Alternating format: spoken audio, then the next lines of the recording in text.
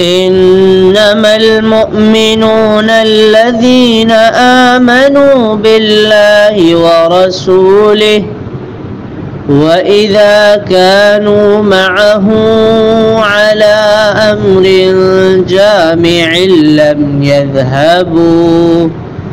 لم يذهبوا حتى يستأذنوه إن الذين يستأذنونك أولئك الذين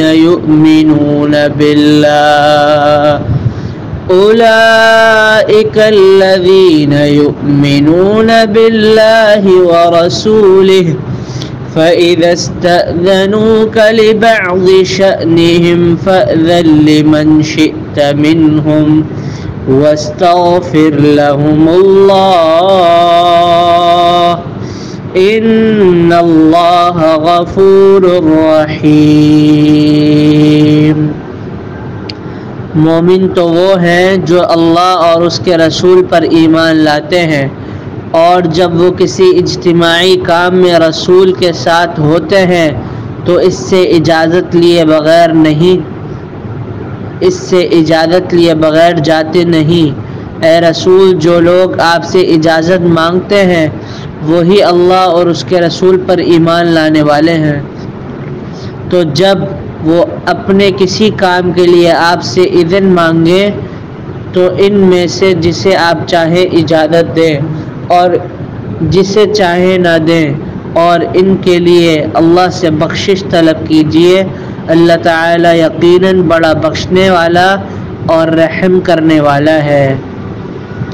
لا تجعلوا دعاء الرسول بينكم كدعاء بعضكم بعضا قد يعلم الله الذين يتسللون منكم لواذا فليحذر الذين يخالفون عن أمره أن تصيبهم فتنة أو يصيبهم عذاب أليم۔ مسلمانوں، رسول کے بلانے کو ایسا نہ سمجھ لو جیسے تم آپس میں ایک دوسرے کو بلاتے ہو۔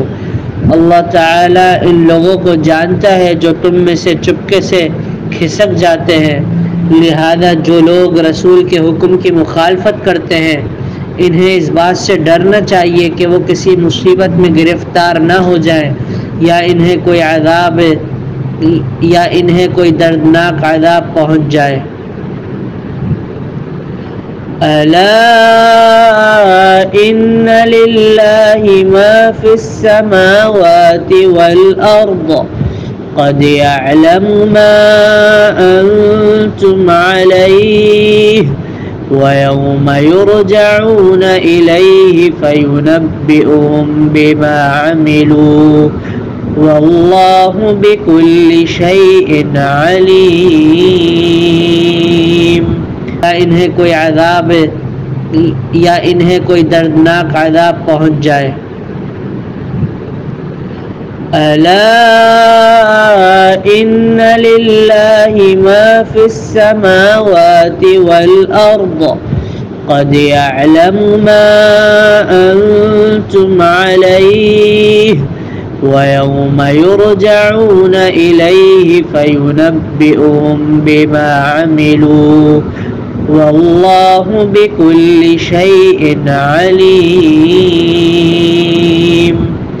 یاد رکھو جو کچھ آسمانوں اور زمین میں ہے سب اللہ ہی کا ہے، تم جس روش پر بھی ہو اللہ اسے جانتا ہے، اور جس دن لوگ اس کی طرف لوٹائے جائیں گے تو وہ انہیں بتا دے گا کہ وہ کیا کرتے رہے، اور اللہ ہر چیز کو خوب جانتا ہے۔